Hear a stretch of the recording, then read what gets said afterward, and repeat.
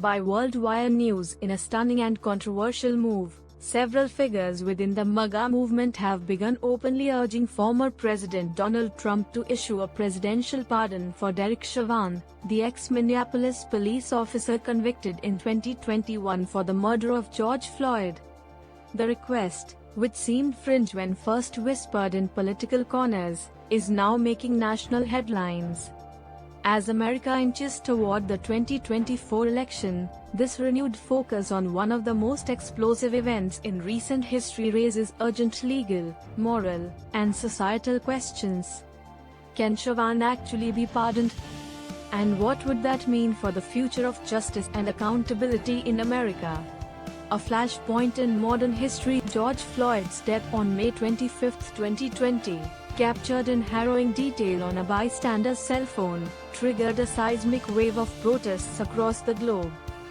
Floyd's final words, "I can't breathe," became a rallying cry against police brutality, systemic racism, and unchecked authority.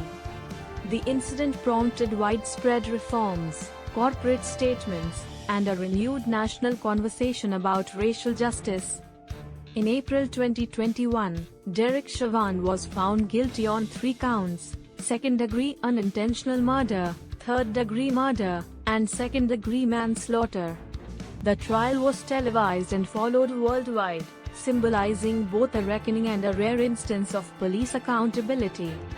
Chauvin was later sentenced to 22.5 years in state prison, and in a separate federal case, he pled guilty to violating George Floyd's civil rights, earning another 21-year federal sentence, to be served concurrently.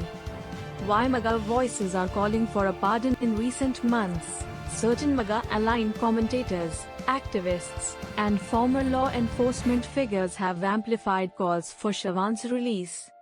Their argument rests on a few key claims: that Chauvin didn't receive a fair trial, due to the intense public pressure and media attention; that new medical evidence allegedly questions the cause of Floyd's death, leaning into previously debunked narratives about drug use or pre-existing conditions; and more broadly, that Chauvin has become a political prisoner, a scapegoat sacrificed to appease a nation's unrest. These perspectives, while embraced by fringe elements of the far right, are now being echoed by more prominent Trump loyalists. Some suggest that Trump, if re-elected, could correct a great injustice by issuing a pardon. Legally speaking, can Trump actually pardon Chauvin? Here's where the legal facts matter: Trump cannot pardon Chauvin for his state conviction. That sentence was handed down in Minnesota State Court, and presidential pardons only apply to federal crimes. However, Trump can pardon Chauvin for the federal conviction, which is tied to the civil rights violation charge. If re-elected, Trump would have full authority to commute or cancel that sentence. This wouldn't free Chauvin outright; he'd still serve time for the murder conviction in Minnesota.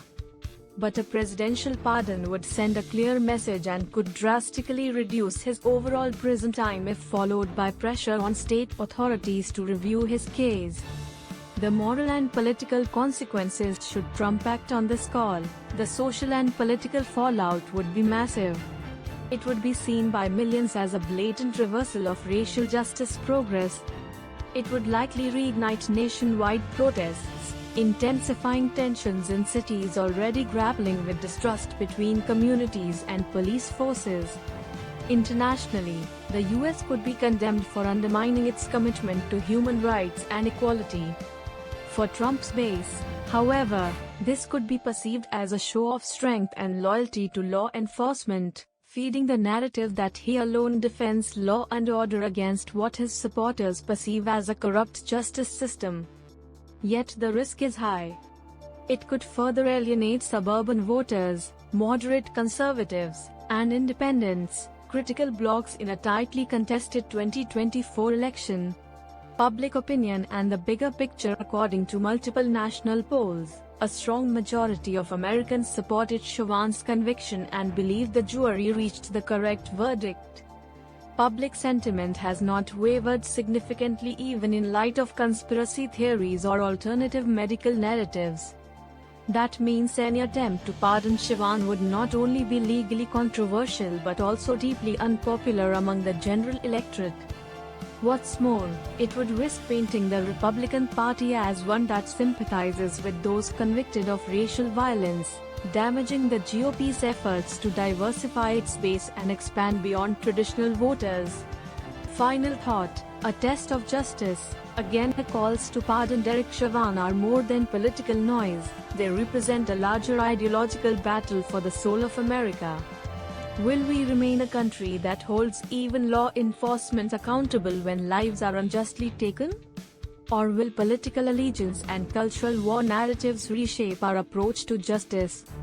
As Trump's influence continues to reshape the Republican landscape, and as 2024 approaches, this debate will test not only the limits of presidential power, but also America's collective conscience. If you value truth and accountability, share this article. Join the discussion below or follow us for continued coverage of justice and democracy in action.